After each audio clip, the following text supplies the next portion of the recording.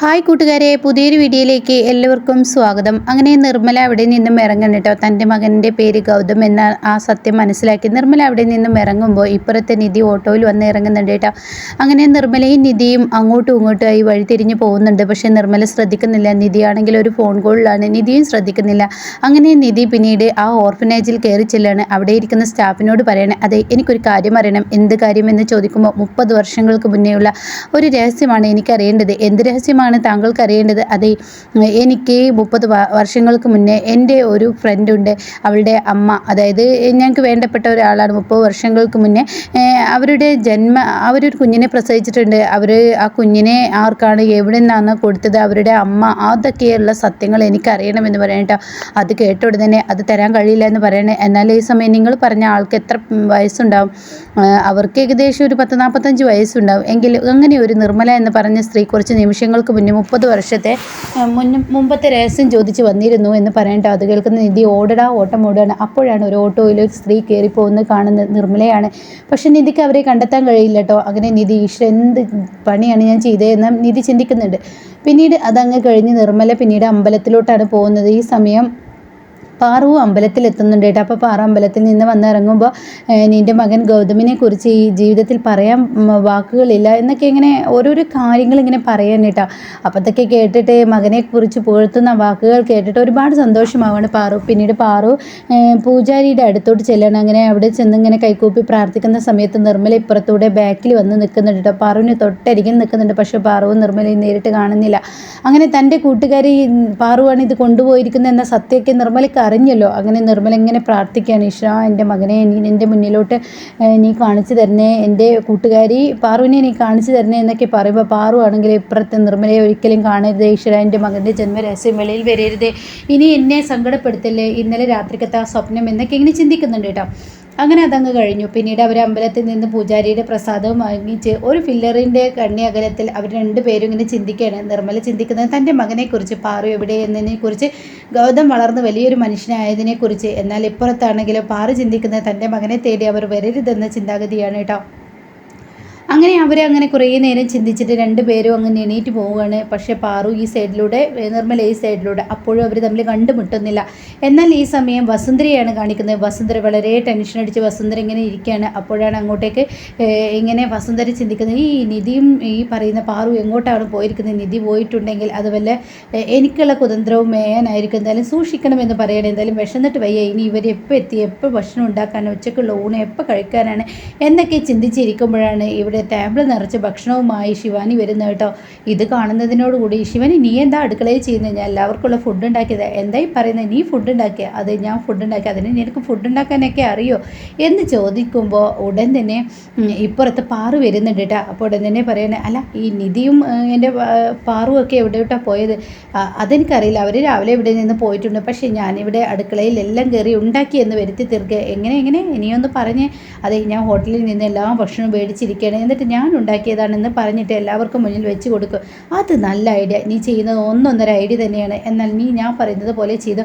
നീ ഉണ്ടാക്കിയതാണെന്ന് പറഞ്ഞ് എല്ലാവർക്കും മുന്നിൽ നീ വിളമ്പി കൊടുക്കണം. എന്നിട്ട് നിൻ്റെ ഭക്ഷണത്തിൻ്റെ ടേസ്റ്റ് പറഞ്ഞ് എല്ലാവരുടെയും മുന്നിൽ അവരെ നമുക്ക് പരിഹസിക്കണം എന്നൊക്കെ പറയുമ്പോൾ അത് പാറു ഒളിഞ്ഞു നിന്ന് കേട്ടിരിക്കുന്നു കേട്ടോ.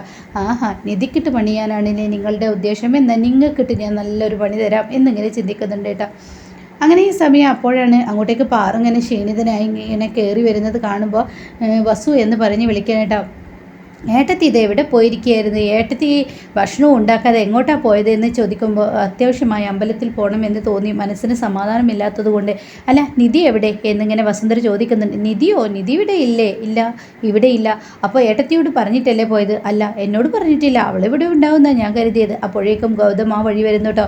നിധി എന്ന് ചോദിച്ചിട്ട് ഗൗതം വരുമ്പോൾ എന്താ പ്രശ്നമെന്ന് ചോദിക്കാനായിട്ടോ. ഉടൻ തന്നെ നിധി എവിടെ എന്നിങ്ങനെ ഗൗതം ചോദിക്കുകയാണ്. ആഹാ, അപ്പം നിന്നോട് പറയാതെയാണ് അവൾ പോയിരിക്കുന്നത് വസുന്ധര ചോദിക്കുകയാണ്. അപ്പോൾ ഇതൊക്കെ കണ്ട് അടുത്തൊരു പൊട്ടിത്തെറിക്ക് വേണ്ടിയിട്ടാണ് ശിവാനി ഇങ്ങനെ നിൽക്കുന്നത്. അപ്പോൾ ഇത് ഇങ്ങനെ പറയുന്ന സമയത്ത് ഇങ്ങനെ പാറുവിൻ്റെ മുഖം ഇങ്ങനെ മാറി മറിയുന്നുണ്ട് കേട്ടോ.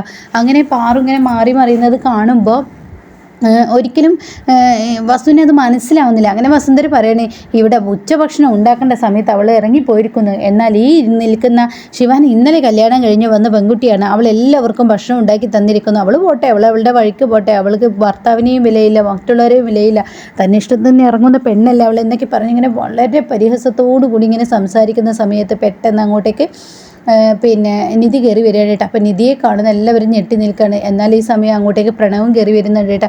അപ്പോൾ ഉടൻ തന്നെ വസുന്ധര പറയണേ, എന്തായാലും ഉച്ചഭക്ഷണത്തിന് നേരമായല്ലോ, എനിക്ക് നന്നായി വിശക്കുന്നുണ്ട്, എല്ലാവരും വാ ഭക്ഷണം കഴിക്കാൻ എന്ന് പറയുമ്പോൾ ഉടൻ തന്നെ ഗൗതം പറയും, ഞാൻ കഴിക്കാനില്ല എന്ന് പറയട്ടോ. അത് കേട്ട ഉടൻ തന്നെ, എന്താ നീ കഴിക്കായി, നീ നിധി ഉണ്ടാക്കിയ ഭക്ഷണം നീ കഴിക്കാറുണ്ടല്ലോ, ഇത് ശിവാനി ഉണ്ടാക്കിയത്, അവൾ ഉണ്ടാക്കിയത് തന്നെയാണ് ഞാൻ ഭക്ഷണം കഴിക്കാത്തതെന്ന് ഗൗതം പറഞ്ഞ ഉടൻ തന്നെ അവിടെ പ്രണവ് പറയാണ്, ഞാൻ എൻ്റെ ഏട്ടത്തി ഉണ്ടാക്കുന്ന ഭക്ഷണം കഴിക്കാറുണ്ടല്ലോ, പിന്നെ എന്താ ഏട്ടന് എൻ്റെ ഭാര്യ ഉണ്ടാക്കിയ ഭക്ഷണം കഴിക്കാൻ, നിൻ്റെ ഭാര്യയോ, അതെനിക്ക് അംഗീകരിക്കാൻ കഴിയില്ല എന്ന് വീണ്ടും പറയുമ്പോൾ ഉടൻ തന്നെ പാറു പറയണേ, എന്തിനാ മോനെ വെറുതെ വഴക്കുണ്ടാക്കുന്നത്, നീ വാ ഭക്ഷണം കഴിക്കുക, എനിക്കൊന്നും അവളുണ്ടാക്കിയ ഭക്ഷണം വേണ്ട, നീ വാ, ഞാൻ എന്നോട് വരാനല്ലേ പറയുന്നത് എന്ന് പറഞ്ഞിട്ട് പാറു ഗൗതമിനെ വിളിച്ചു കൊണ്ടുപോകാനായിട്ട് പിറകെ നിധിയെയും വിളിക്കുന്നുണ്ട്. അങ്ങനെ നിധിയും പാറുവും എല്ലാവരും ഭക്ഷണം കഴിക്കാൻ ഇരിക്കുകയാണ്.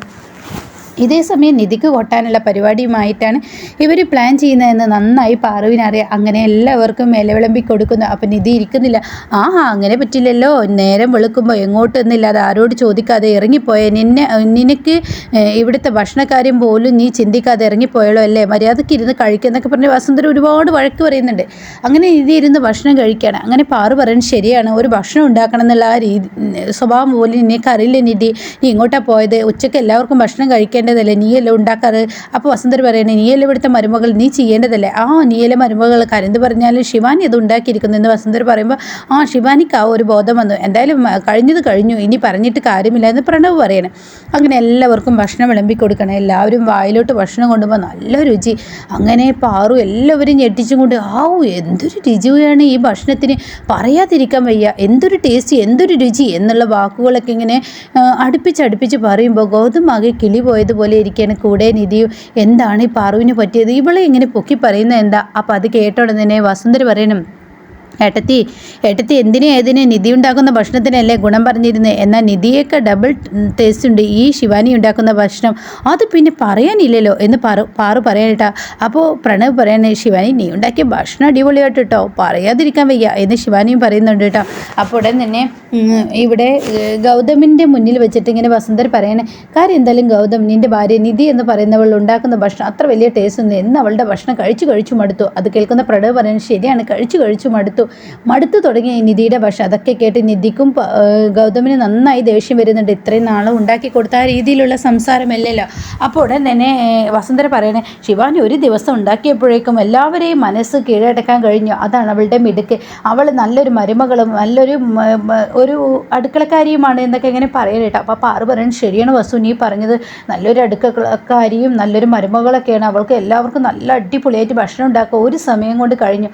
എന്നാൽ നിധിക്ക് അതിനൊന്നുള്ള കഴിവില്ല കേട്ടോ, നിധി പതിയെ എന്നിൽ നിന്ന് പഠിച്ചതാണ്, എന്നാൽ നീ നിൽക്കുന്ന ശിവാനിക്ക് അത് കഴിഞ്ഞു എന്ന് പറയുമ്പോൾ ഉടൻ തന്നെ അണ്ണി പറഞ്ഞില്ലേ, സോറി ഏട്ടത്തി ഇപ്പോൾ പറഞ്ഞില്ലേ, അതാണ് ശിവാനിക്ക് എന്തിനും കഴിയും എന്നൊക്കെ ഇങ്ങനെ പറഞ്ഞ് ശിവാനിയെ പുകഴ്ത്തുമ്പോൾ ഗൗതമിൻ്റെ മനസ്സിലൊരു ലഡു പൊട്ടിത്തുടങ്ങണം. എൻ്റെ അമ്മ ഈ പറയുന്ന പാറു ശിവാനിയെ പുകഴ്ത്തുന്നുണ്ടെങ്കിൽ അതിലൊരു ചതി ഒളിഞ്ഞിരിപ്പുണ്ട്, എന്നാൽ ആ ചതി ഞാൻ മനസ്സിലാക്കണം, അതുകൊണ്ട് തന്നെ എന്തായാലും അമ്മക്കൊപ്പം ഞാൻ നിൽക്കാമെന്ന് കരുതാണ്.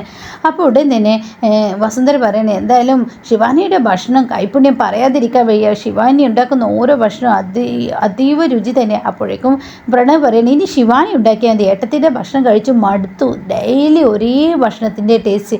അപ്പോൾ അത് കേൾക്കുന്ന വസുന്ധര, അത് ശരിയാ മടുത്തു എന്നിങ്ങനെ പറഞ്ഞ ഉടൻ തന്നെ അവിടെ പാറു കയറി ഇടപെടാനിട്ടാ. അതെ, ഇനി മുതൽ നിധി ഭക്ഷണം ഉണ്ടാക്കണ്ട, ഇനി മുതൽ അടുക്കള കാര്യം ശിവാനി നോക്കട്ടെ, അടുക്കളയിൽ ശിവാനി ഉണ്ടാക്കട്ടെ, അത് പിന്നെ അണ്ണി എന്ന് പറഞ്ഞിട്ട് അങ്ങ് തുടങ്ങുകയാണ് കേട്ടോ വസുന്ധര. വസു, നീ പറയുന്നത് എനിക്ക് മനസ്സിലായി, നിനക്കിപ്പോൾ ഈ നിധിയുടെ ഭക്ഷണം അടുത്തല്ലോ, നിൻ്റെ മരുമകളായി രണ്ടാമത്തെ മരുമകൾ, അവൾ മൂത്ത മരുമകളൊക്കെ തന്നെയാണ്, എല്ലാ സ്ഥാനവും അവൾക്ക് തന്നെയാണ് കൊടുക്കേണ്ടതെന്നൊക്കെ നീ പറയും. പക്ഷേ ഈ ശിവാനി ഉണ്ടാക്കിയ ഭക്ഷണത്തിൻ്റെ ടേസ്റ്റ് കഴിച്ചു നോക്കുമ്പോൾ ഇനി കുറച്ച് ദിവസം ശിവാനി കഴിക്കട്ടെ, അത് പിന്നെ എന്ന് പറഞ്ഞ് തപ്പിപ്പിടിക്കാൻ ഹോട്ടലിൽ നിന്നും വരുത്തിയ ഭക്ഷണമാണെന്ന് 2 പേർക്കും അറിയാം. ഇത് മനസ്സിലാക്കിക്കൊണ്ട് തന്നെയാണ് പാറു കളിക്കുന്നത്. ഇതെല്ലാം കേട്ട് സങ്കടത്തോടു കൂടി നിധി ഇരിക്കുകയാണ്. എന്താണ് ഇവിടെ സംഭവിച്ചതെന്ന് മനസ്സിലാകാതെ നിധി ഇരിക്കുമ്പോൾ ഇപ്പുറത്ത് തനിക്ക് പണി തരികയാണെന്നുള്ളത് ശിവാനിക്ക് മനസ്സിലായി തുടങ്ങിയിട്ടോ. പാറുവിനും മനസ്സിലായി ഈശ്വരൻ്റെ കയ്യിൽ നിന്ന് വിട്ടുപോയല്ലോ, ഇനിയിപ്പോൾ ഇവൾക്കൊന്നും ഉണ്ടാക്കാൻ കഴിയില്ല. ഇവർക്ക് എല്ലാവർക്കും 3 നേരം ഭക്ഷണം ഉണ്ടാക്കാൻ നിധിയുടെ ഭക്ഷണം 1.5 ഭക്ഷണം തന്നെയാണെന്ന് വസുന്ധര ഇങ്ങനെ ചിന്തിച്ചിരിക്കും. വസുന്ധര പറയണേ കാര്യമൊക്കെ ശരി, ശിവാനി ഇന്നലെ കയറി വന്ന മരുമകളാണ്, അവൾക്ക് ഇത്ര പെട്ടെന്ന് അങ്ങ് ഭക്ഷണം ഉണ്ടാക്കാനൊന്നും റൂട്ടി ഇട്ടെടുക്കാൻ പറ്റില്ല, പതിയെ കൊടുക്കാം. ഇപ്പം മൂത്ത മരുമകളായ നിധി ചെയ്യട്ടെ. അപ്പോൾ നീയല്ലേ നേരത്തെ പറഞ്ഞത് ഇവളുടെ ഭക്ഷണം ഭയങ്കര ടേസ്റ്റാണ്, മടുത്തു നിധിയുടെ എന്നൊക്കെ. അപ്പോൾ പിന്നെ അതല്ലേ വസു നല്ലത്, ഈ ശിവാനി ഉണ്ടാക്കട്ടെ, കുറച്ച് ദിവസം അങ്ങനെ മാറ്റിപ്പിടിക്കുക, അതിനൊന്നും ആവശ്യമില്ല. ഇന്നലെ കല്യാണം കഴിഞ്ഞ് വന്ന പെൺകുട്ടിയെ കൊണ്ട് ഭക്ഷണം ഉണ്ടാക്കിക്കുക, അതൊന്നും പാടില്ല, നിധി തന്നെ ഉണ്ടാക്കട്ടെ. അപ്പോഴേക്കും ഗൗതം പറയണ അമ്മയല്ലേ ഇത്രയും നേരം ശിവാനി ഉണ്ടാക്കിയ ഭക്ഷണത്തെക്കുറിച്ച് ടേസ്റ്റ് പറഞ്ഞു, പിന്നെ ഇപ്പം എന്താ അമ്മക്ക് പ്രശ്നം, അത് നിധി ഉണ്ടാക്കിക്കോട്ടെ, നിധി ഉണ്ടാക്കേണ്ട ശിവാനി ഉണ്ടാക്കിക്കോട്ടെ, നിധി ഇനി കുറച്ച് ദിവസത്തിന് റെസ്റ്റ് എടുക്കുക കേട്ടോ എന്ന് പറയുമ്പോൾ ശിവാനിയും വസുന്ധരയും ആകെപ്പെട്ട്. അങ്ങനെ ശിവാനിയെ ഒരു അടുക്കളക്കാരിയാക്കാൻ പാറുവും ഗൗതമും ശ്രമിക്കുമ്പോൾ ഇനി നടക്കാനിരിക്കുന്ന അതിലേറെ ടെസ്റ്റുള്ളൊരു കാര്യമാണ് കേട്ടോ. അപ്പോൾ ഇതിൻ്റെ ബാക്കി റിവ്യൂ കേൾക്കാൻ താല്പര്യമുള്ളവർ ചാനൽ ഒന്ന് സബ്സ്ക്രൈബ് ചെയ്ത് സപ്പോർട്ട് ചെയ്യണേ.